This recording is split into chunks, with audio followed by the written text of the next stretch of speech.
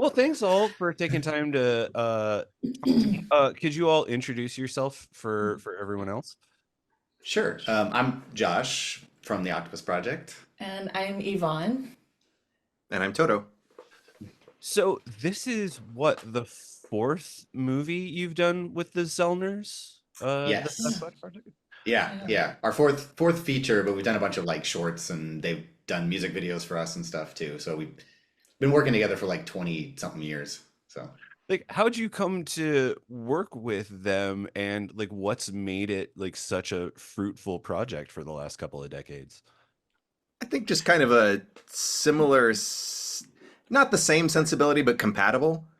We were both kind of making stuff in a pretty diverse sort of DIY way, each in our own fields around the same time. And so there were kind of compatible energies. yeah, we had mutual friends back in the early 2000s, and like they were like, you guys need to meet because you're very similar and like you need to work together. And instantly it was like, yeah, of course, these guys are the best. Yeah, I think we all have very similar senses of humor and just artistic aesthetic as Mhm. well. Well, I mean, it feels as though like the Octopus Project has always been like very open to collaboration as a musical project. Would that be right? Yeah, Oh yeah. yeah, for sure. Yeah, it's always fun, especially like well stuff like with the Zellners. It's like it's usually just the three of us, and then we have a fourth member that plays live. But like coming into projects like with the Zellners, it's like we invite two new band members in the band, and it's like we do this one thing together, and then they go away, and we go away, and we do our separate things, and then and come back together. It just yeah, it feels awesome. Yeah. The like the score for Sasquatch Project is like so fascinating to me because like you went to where they actually filmed to get like these field recordings. Now, was that at the same time as they were filming, or was this like an after the fact or even a before the fact situation? Almost the same time. We were trying to be there for production and it didn't quite work out. So we were there a little before they shot. Like a Um, week before the shot. Mhm. So yeah. we planned to be there, and then they pushed everything a week, so we just barely missed it. But Mhm. When you're working on scores as a group, are you starting, like at what point in the production process are you starting? I would guess that it's early on, given how closely you've worked with the Zellners over these years. Yeah. yeah, with them, it's usually like they'll give us a script sometimes years before they film it, and then we just talk about vibe and different you know music, like other music that we might References. Yeah. references. Yeah, References. that's the word I'm looking for. Yeah. Yeah. To draw from, and we end up talking about it a lot before they even shoot anything, and a lot of times we'll start writing music before they've shot any of the film, and so yeah, we're on board with them really early on. How did the process differ for Butterfly in the Sky? That was something that was already in the works. They had, I think when we first talked to them, they hadn't shot anything, but they were about to. And kind of similarly, like we talked about like vibe and references and stuff. And then we just kind of went into our studios and just like started writing and writing and writing. And as they would edit, they would send us, like I think they sent us the first hour first, maybe a couple months after shooting. And similarly with the Zellners, like we would just like write a bunch of stuff and then like throw it at it and see like what works, and sometimes write to picture, sometimes not, but I, it all. I think one of the big differences is that Butterfly had a lot more specific kind of emotional beats they wanted to hit, and obviously there's a lot of intention in the script for Sasquatch, but they were a little bit the interpretation was a little bit more open. Mhm. Well, like the crazy thing about like Butterfly in the Sky is because like there is such like for those who grew up watching Reading Rainbow, there's such like a certain sonic palette that show had. Mhm. And I was wondering, like, were you trying to nod to that or avoid that at all? We Lean were into it for sure. yeah, definitely excited to dive into that universe of old PBS synthy sounds. It was, yeah, we I were think delighted to do it. yeah, we're all of the age where that was a specifically an important thing for all of us growing up. Yeah, the theme song. Reading the sound of Reading Rainbow, I mean, Yeah. and Yeah. the theme song specifically. Yeah. Like and like Sasquatch Sunset has like getting to listen to the full score was fantastic because you have the song Creatures of Nature that you did with Riley Keough, but there's another version of that song that's a bonus track. Mhm. I don't really want to spoil it, but I kind of do. Whose idea? Like whose idea was that? So when David Zellner recorded Riley in LA, and we're in Austin, and he recorded her vocals out there, and he recorded the vocals, and then she needed to do some like ADR pickups of like grunts and stuff.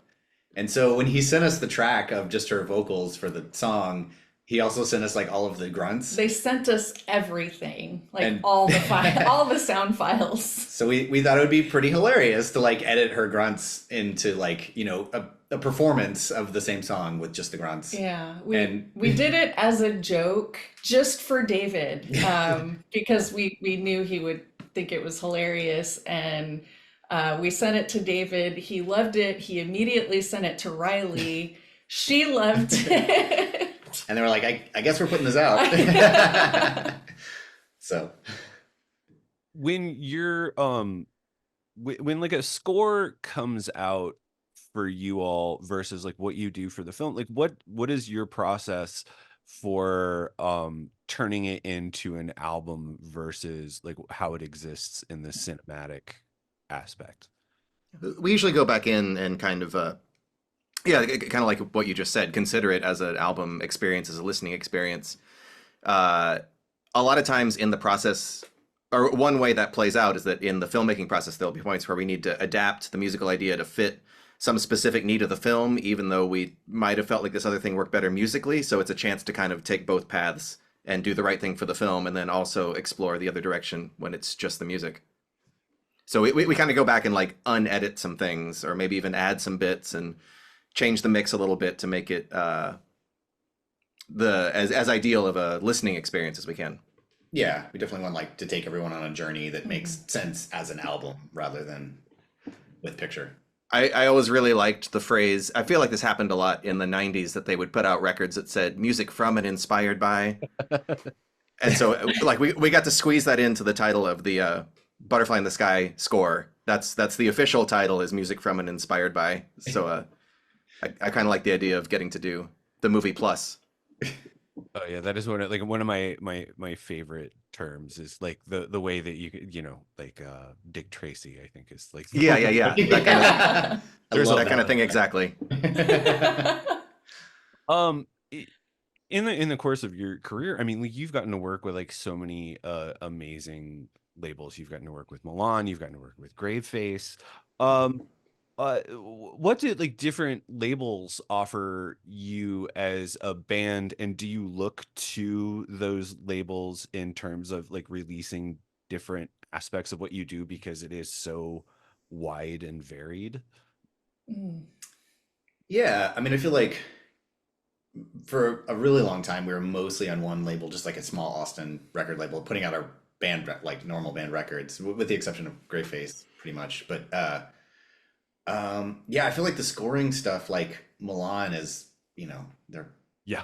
amazing. It's, You yeah, know, it's they're their, just like their the best. specialty is soundtrack work, and And they put out like I mean, almost all of my favorite scores came out on Milan. And so like, you know, we the first thing we put out with them was Damsel in 2018, and I forget, I think they approached us and we're like, oh my, yeah, what, like, yeah, of course we want to work with you, like this is amazing.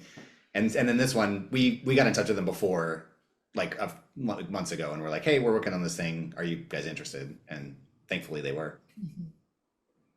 I am not a video game person, but I always appreciate it when like folks who work in film like go into the video game world, because it feels like everyone I've ever talked to like talks about it as like using a totally different part of your musical skill set.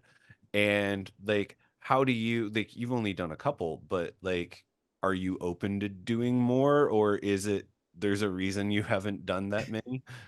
No, we'd be super into it. The ones that we've worked on so far have been pretty straightforward and pretty similar to scoring a film. We haven't really had the opportunity to get way into like a big game where you have to start making things that branch and loop together and kind of the modular way it seems to happen in the industry. But it sounds super fun. It's not that far off from the way we write internally anyway, to have all these different little pieces that we fit together.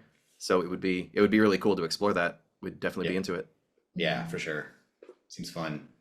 So, like, I mean, you've got these two scores to like very anticipated movies coming out, but like, have you been working on anything else as the band separate from cinema as of late? Yeah, we need to start writing like a new band record for sure.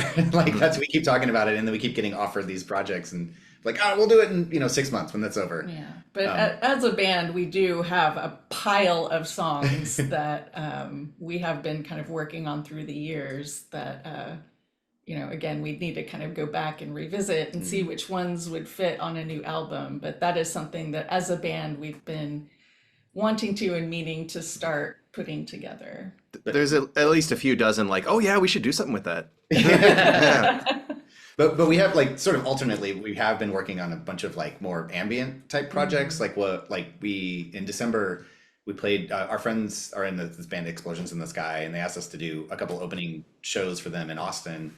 But they were like, we want you guys to play, but we want you to do like your ambient thing. And so the three of us just got together, and I guess in a couple weeks like made this like 45-minute ambient set that just like was so fulfilling and amazing and fun to work on. And I would love to do more of that stuff too. That is absolutely wonderful. Well, everyone, I want to like thank you so much for taking time out of your day to talk to me. Of course. I'm very excited for these films to come out and for everyone to get to see them. And I hope you all have a good rest of your day. Yeah, thanks you too. You Thanks so much for too. taking time to talk to us. Thanks for having us.